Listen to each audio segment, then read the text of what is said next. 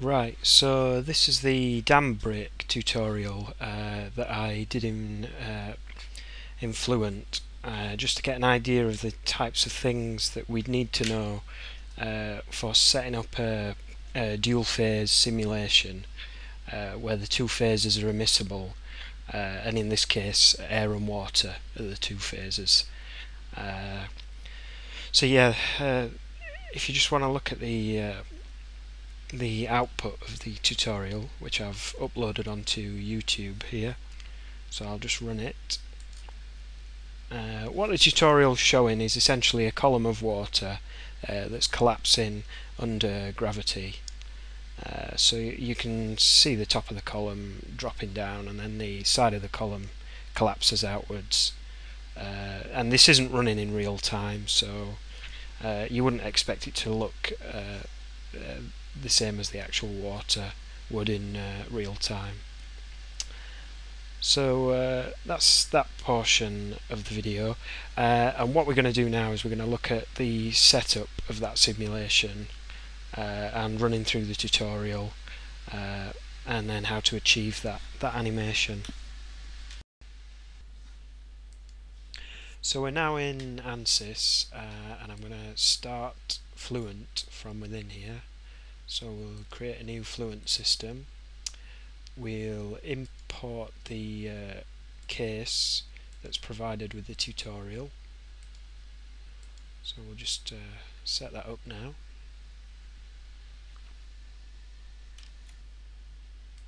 So here's the case file imported into Fluent, and I've already done most of the setup work that you have to run through with the tutorial on this, but I'll just run through most of the main points. So when it comes in, I've obviously done a check on it. If we do that again, that's finished and it's not found any problems there. And one of the first things that we do is set gravity in the y direction, which in this particular simulation is vertically. So we set gravity at minus 9.81, so that's acting in a minus direction on the y-axis, and then we turn on the multi-phase model, and we're going to use the volume of fluid, which is used to model immiscible flows such as this, or the sea and the air in our boat simulation later.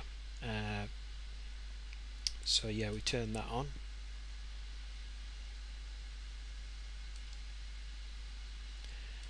And then we loaded in liquid water to go with the air material that was already loaded in.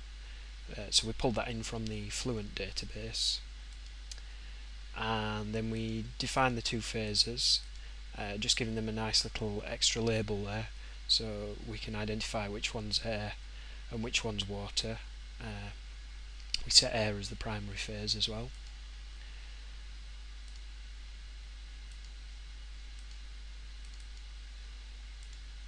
And then the cell zone conditions, I don't think we changed at all.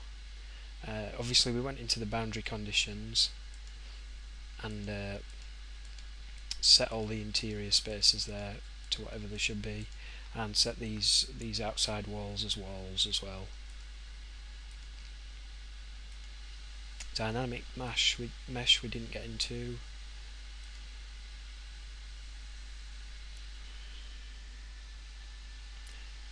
The solution methods are pretty much set on the standard.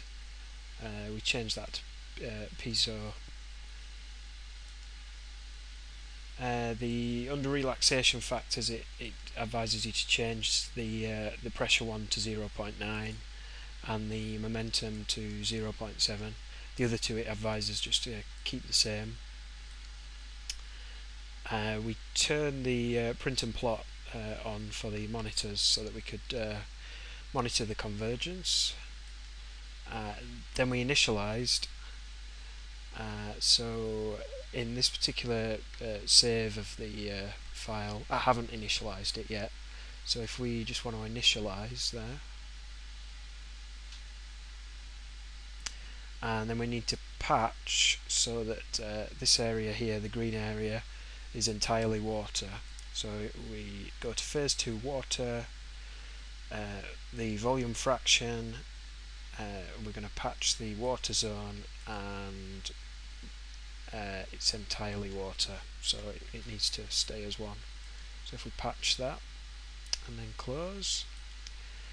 Calculation activities, we did create a command that ran every time step that would plot the volume fraction on the screen and then save a JPEG of the screen, so that we could then stitch the JPEGs together and create the animation that you saw right back at the start. So the way that we did that is we went to one command, activate the command, set it so it's every time step, and then we defined a macro, just left it as macro 1, and we went into display and its contours and phases, volume fraction, filled, and then if we display that, there you can see it's shaded it in from volume fraction from air through to water.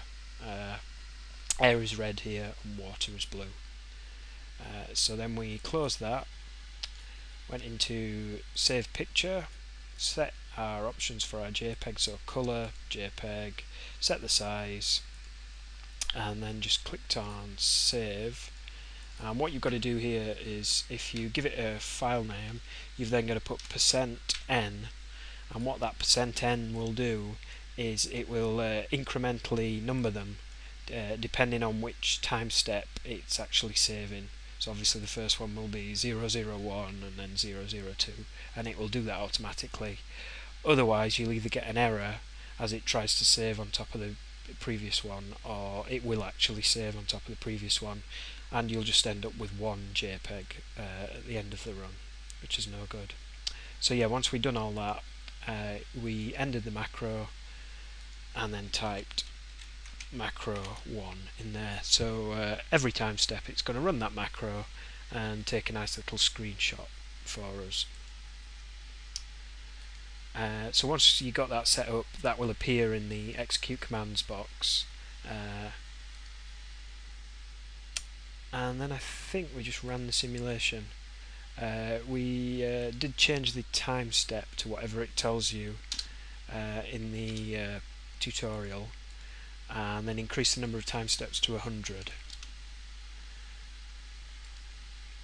In the tutorial it actually it runs it in increments of, I think, 20 steps, and then 30 steps, and then another 30 steps, and then another 20.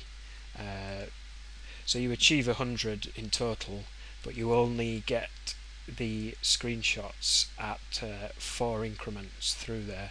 So we've got 100 screenshots which we can then stitch together into an animation. So yeah, then we just ran it, and it saved all the JPEGs for us, and then we stitched them together using QuickTime Pro into an animation, just to illustrate what was going on.